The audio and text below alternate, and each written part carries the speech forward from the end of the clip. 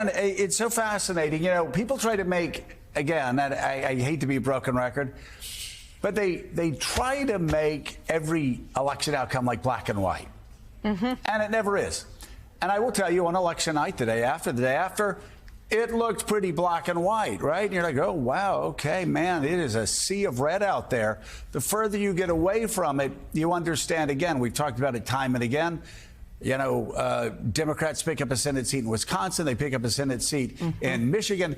Those three states, the blue walls states, really close, all within a point and a half. But we just spoke with the New Mexico governor. She is extraordinarily impressive. You look in the New York Times today, Ruben Gallego, a guy that I think it's safe for me to say, I hope nobody gets insulted. He's far more, where are we going, TJ? Right there. He's far more progressive than the average voter in Arizona. He won, though. He reached out to people. He figured out how to win. And, of course, in Nevada, Nevada Senate candidates keep doing what Nevada Senate candidates keep doing for the Democratic Party.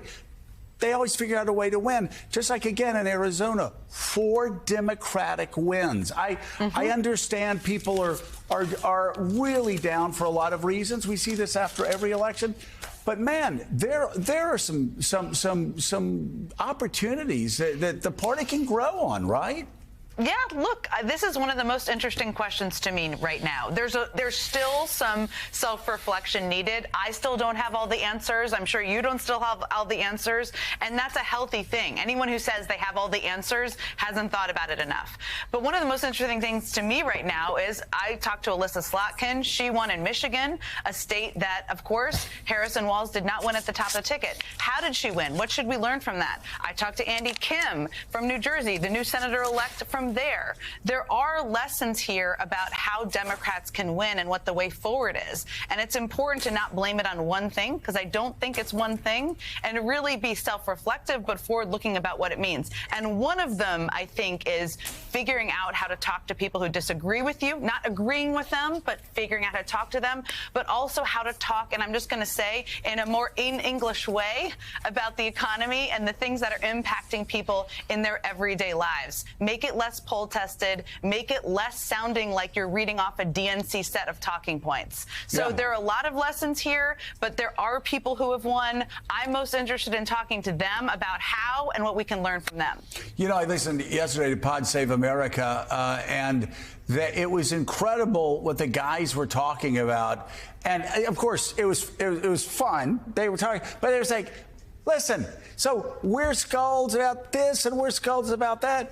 You know, Republicans, they're going around and they're having a good time and they're laughing and they're this and they're that. And, of course, they didn't feel like they had to qualify every single statement that they were saying, but they were talking about also sort of an attitudinal shift, like not always being shocked, not always being stunned, not always being back on your heels, but going forward and you know, like you said, find the common ground where you can find the common ground, fight where you must fight. Yes, and question. Always question. Nobody's suggesting not to. That's an important part of it. You know, I keep thinking about what happened during the first Trump turn and what lessons there are to learn from it. It's not to fight every fight to the nth degree. It's to figure out what the right things are to question and raise your voice about. That's why the Affordable Care Act remains in place. That's also why Trump changed his position on family separation, not before a lot of damage had been done, but that activism, people in states, their willingness to speak out is what changed his point of view on that. So there is a way to use your voice in an appropriate, nonviolent, democratically good way. And I think that's an important thing to remember in this time where we're all figuring it out.